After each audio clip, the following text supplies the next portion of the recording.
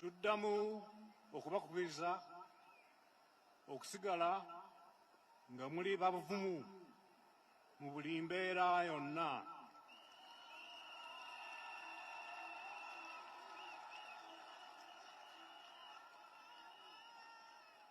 N'okujjukira nti okwegatta bwe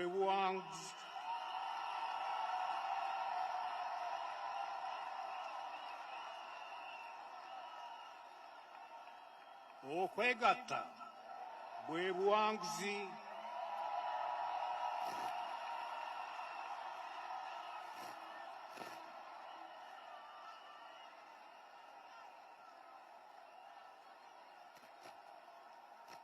temuggwaamu ssuubi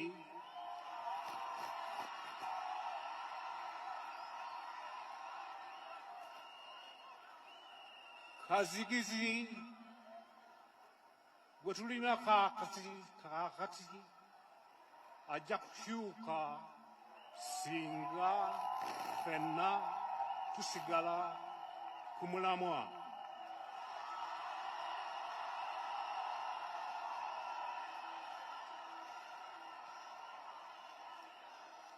Mwebale nnyo, mwebalire dda.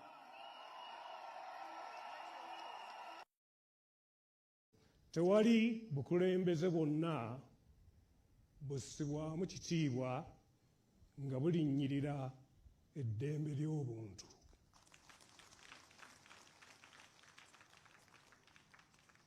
Mbakubiriza okutwala ensonga y'eddembe ly'obuntu okubeera enkulu ennyo mu mbeera zonna ez'obukulembeze ne mu mirimu gyaffe. Eddembe ly'obuntu y'ensibuko y'enkulaakulana kubanga abantu bakola nga tebatya era baweereza mu bwenkanya. Mugamba mutya kansuubire mugamba bulungi. Mr. President, ffe tetutidde bakole kyonna kye baagala okukola.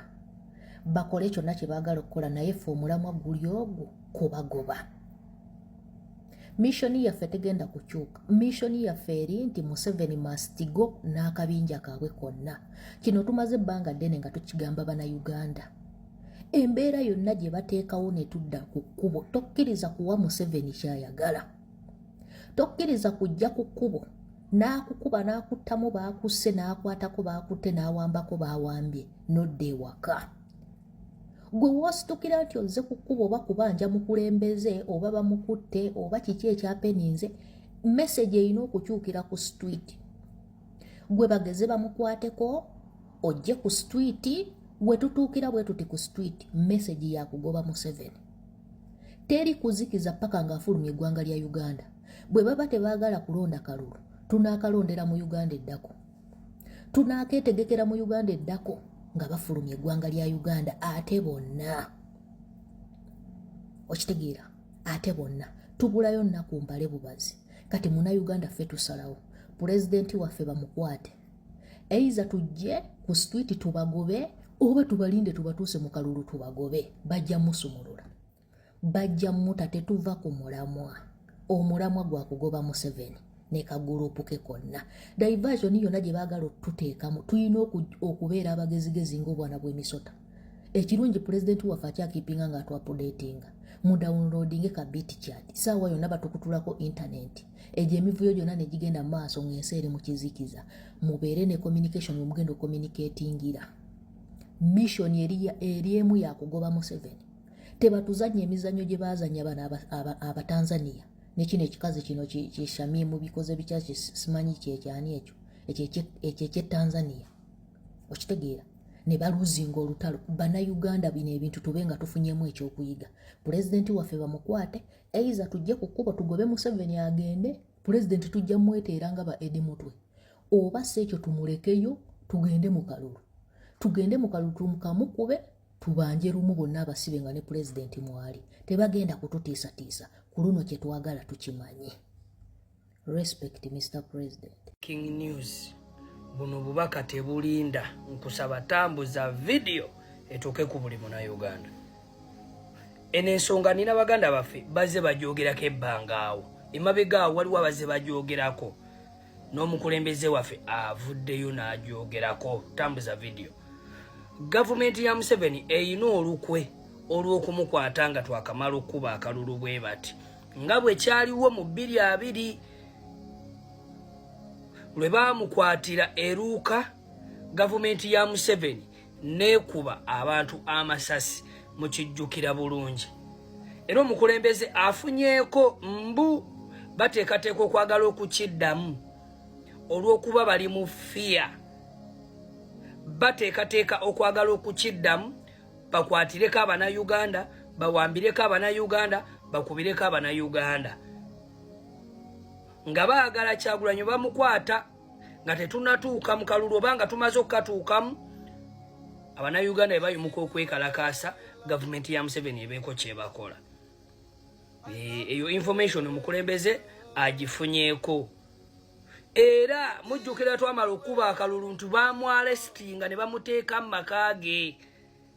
Kyekintu kyekimu gavumenti ya Museveni kyeteekateeka okwagala okukola kubanga bakimanyi bali mu fiya.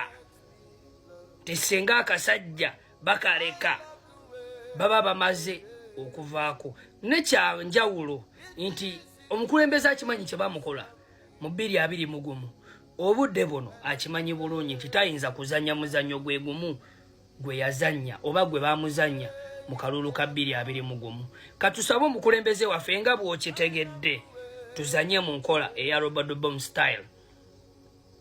Mu nkola eyo tugizanyemuuko kuba era kanyongerezeeko. Mulaba Baganda baffe bano kye babadde bakola kwe bayita okwekalakaasa mu mirembe. Baganda baffe abo b'embaale kye bayita okwekalakaasa mu mirembe. Tebamenye mateeka, bakutte fulaga yaabwe, bawanisa ensi yaabwe, batambula. Ekyo kye bayita okwekalakaasa mu mirembe ye example.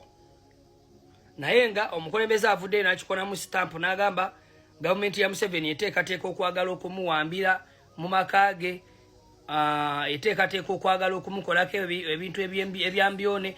N'ekyokubiri okusindika abagunzi abatufaanana nga bambadde nga ffe batandika okukola ebikolobero bagambe nti Kyagulanyi ne n'abantu be bakola ebikolobero okwagala okumuwamba oba oli awo n'okumusiba. So tambuza video, sharinga video.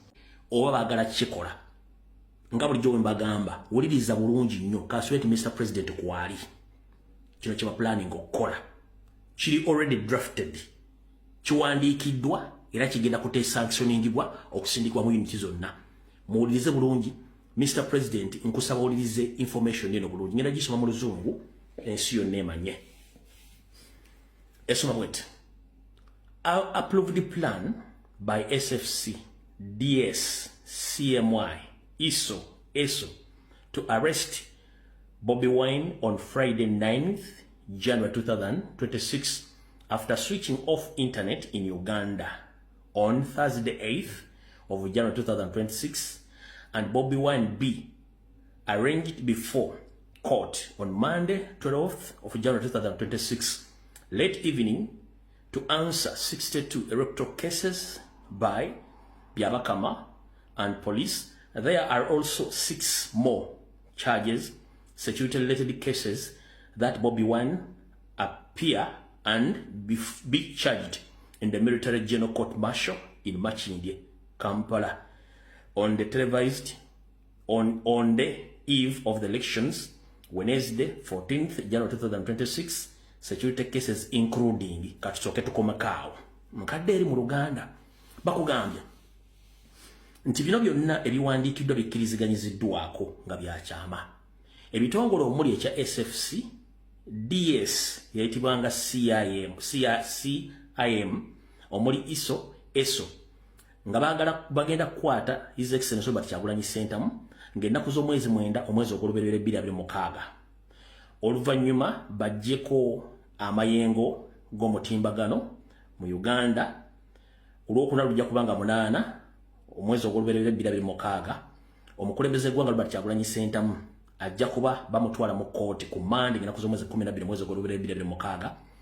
Akawungeezi ajja kuba avunaana emisango 62 Byabakama gye yamuteekako ate oluvannyuma ajja kuteekebwa emisango mulala 6 egyefaananyiza ku misango egy'ebyokwerinda egyo egijja omuleetera ate okukyajingibwa mu kkooti y'amagye e Makindye mu Kampala era ku lunaku lwe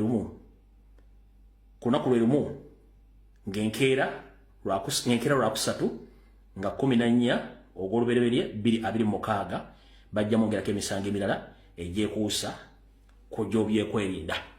Kati emisango gye ngenda obasomera gye gino wano wammanga. Bagambye bati 1 baagala omukyajinga emisango gya treason.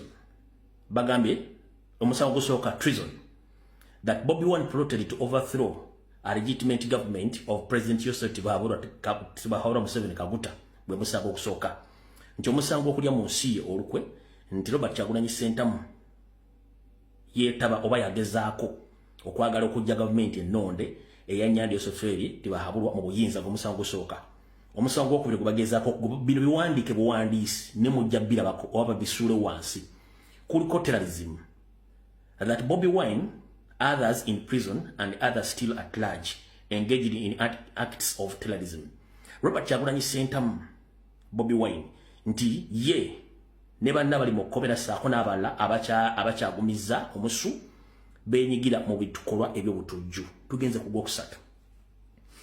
Espionage, that Bobi Wine has been stealing security information of the defense forces and sharing it with European countries without permission from the CDF or CIC, the president. Ebagamba nti omusango okwenyigira mu kusomola ebyama Robert Kyagulanyi Ssentamu yenyigira mu kusomola ebyama by'amagye saako ne b'ekitongole ky'okwerinda n'abigabanya n'amawanga g'olyo oluli mu European bonna amawanga gegatiramu mu kyondo ky'abazungu ekya European Union nga tafunye lukusa okuva ewa CDF oba ewa CIC ngono ye president ndowooza oba commander in chief Nyando Yoseferi. Tugenze ku gwokuna.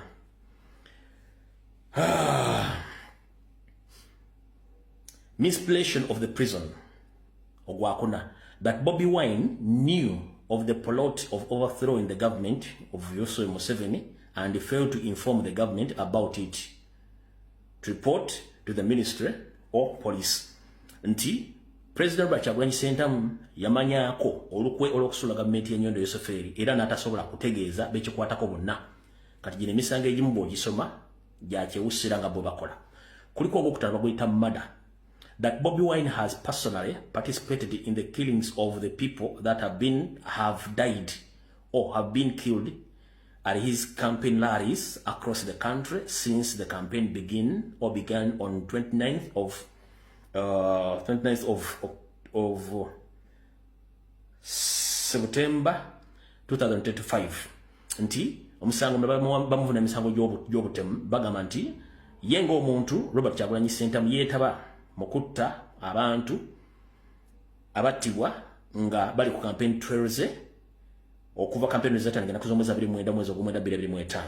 Omusango omukaaga, disclosing voters register to cause insecurity, that Bobi Wine and others still at large unlawful obtained and disclosed the national voters information controlled and or possessed by the Electoral Commission to cause insecurity in the country.